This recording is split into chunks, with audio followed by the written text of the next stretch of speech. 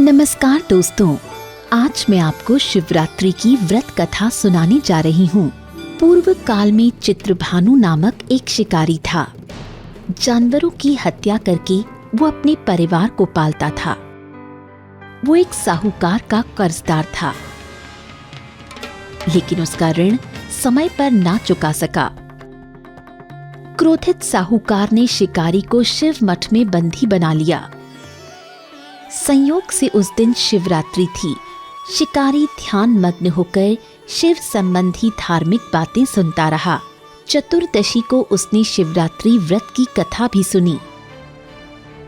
शाम होते ही साहूकार ने उसे अपने पास बुलाया और ऋण चुकाने के विषय में बात की।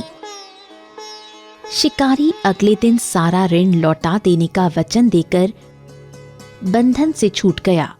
अपनी दिनचर्या की भांति वो जंगल में शिकार के लिए निकला, लेकिन दिन भर बंदी गृह में रहने के कारण भूख प्यास से व्याकुल था। शिकार खोजता हुआ वो बहुत दूर निकल गया।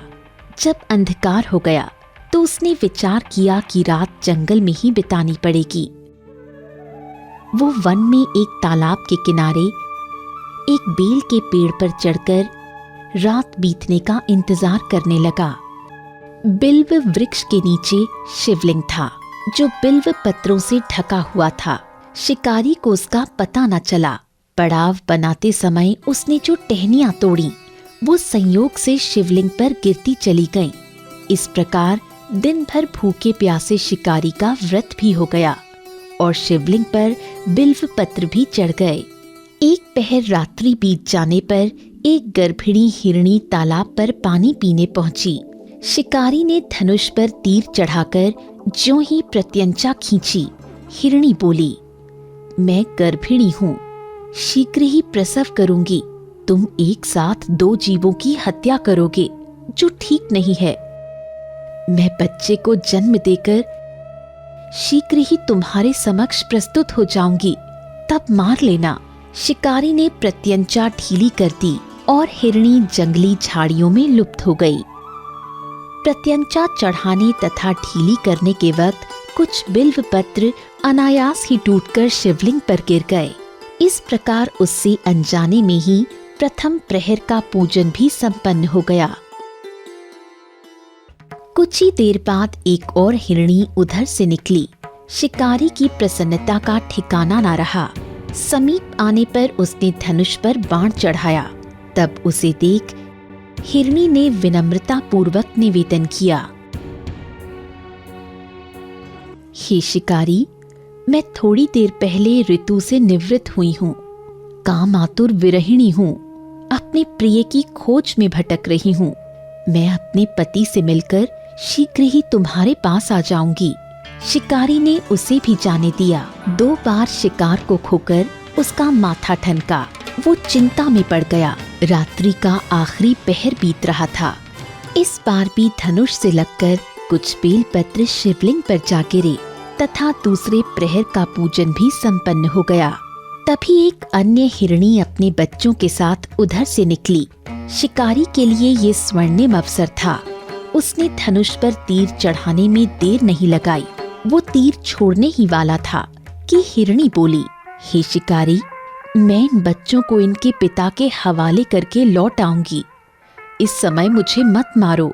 शिकारी हंसा और बोला, सामने आए शिकार को छोड़ दूं?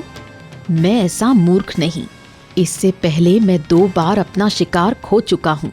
मेरे बच्चे भूख प्यास से व्यग्र हो रहे होंगे। उत्तर में हिरणी ने फिर कहा, जैसे तुम्हें अपने बच्चों की ममता सता रही है, ठीक वैसे ही मुझे भी। हे शिकारी, मेरा विश्वास करो। मैं इन्हें इनके पिता के पास छोड़कर तुरंत लौटने की प्रतिज्ञा करती हूँ। हिरणी का दुख भरा स्वर सुनकर शिकारी को उस पर दया आ गई। उसने उस मृगी को भी जाने दिया। शिकार के अभाव में तथा भूख प्यास से व्याकुल शिकारी अनजाने में ही बेल वृक्ष पर बैठा बेल पत्र तोड़ तोड़ कर नीचे फेंकता जा रहा था। पौ फटने को हुई तो एक रिष्ट पुष्ट मृग उसी रास्ते पर आया। शिकारी ने सोच लिया कि इसका शिकार वो अवश्य करेगा, शिकारी की तनी प्रत्यंचा देखकर मृग विनीत स्वर में बोला, हे शिकारी, यदि तुमने मुझसे पूर्व आने वाली 3 मृगियों तथा छोटे छोटे बच्चों को मार डाला है तो मुझे भी मारने में विलंब न करो, ताकि मुझे उनके वियोग में एक क्षण भी दुख न सहना पड़े। मैं उन हिरणियों का पति हूँ। यदि तुमने उन्हें जीवन दान दिया है तो मुझे भी कुछ क्षण का जीवन देने की कृपा करो। मैं उनसे मिलकर तुम्हारे समक्ष उपस्थित हो जाऊंगा। मृग की बात सुनते ही शिकारी के सामने पूरी रात का घटना चक्र घूम गया। उसने सारी कथा मृग को सुना दी। तब मृग ने कहा, मेरी तीनों पत्नियां जिस प्रकार प्रतिज्ञाबद्ध होकर गई हैं, मेरी मृत्यु से अपने धर्म का पालन नहीं कर पाएंगी। अतः जैसे तुमने उन्हें विश्वास पात्र मानकर छोड़ा है, वैसे मुझे भी जाने दो। मैं उन सब के साथ तुम्हारे सामने शीघ्र ही उपस्थित होता हूँ। शिकारी ने उसे भी जाने दिया। इस प्रकार प्रातः हो गई। उपवास, रात्रि जागरण तथा शिवलिंग पर बेलपत्र चढ़ने से अनजाने में ही पर शिवरात्रि की पूजा पूर्ण हो गई। पर अनजाने में ही की हुई पूजन का परिणाम उसे तत्काल मिला। शिकारी का हिंसक हृदय निर्मल हो गया। उसमें भगवत शक्ति का वास हो गया। थोड़ी ही देर बाद वो मृग सपरिवार शिकारी के समक्ष उपस्थित हो गया ताकि वो उनका शिकार कर सके। किंतु जंगली पशुओं की ऐसी सत्यता, सात्विकता एवं सामूहिक प्रेम भावना देखकर शिकारी को बड़ी ग्लानि हुई। उसने मृग परिवार को जीवन दान दे दिया। अनजाने में शिवरात्रि के व्रत का पालन करने पर भी शिकारी को मोक्ष की प्राप्ति हुई। जब मृत्यु काल में यमदूत उसके जीव को ले जाने आए तो शिवगणों ने उन्हें वापस भेज दिया तथा शिकारी को शिवलोक ले गए।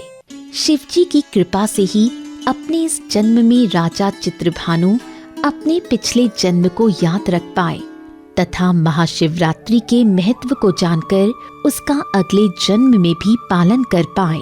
शिकारी की कथा अनुसार महादेव तो अनजाने में किए गए व्रत का भी फल दे देते हैं, पर वास्तव में महादेव शिकारी की दया भाव से प्रसन्न हुए। अपने परिवार के कष्ट का ध्यान होते हुए भी शिकारी ने मृग परिवार को जाने दिया।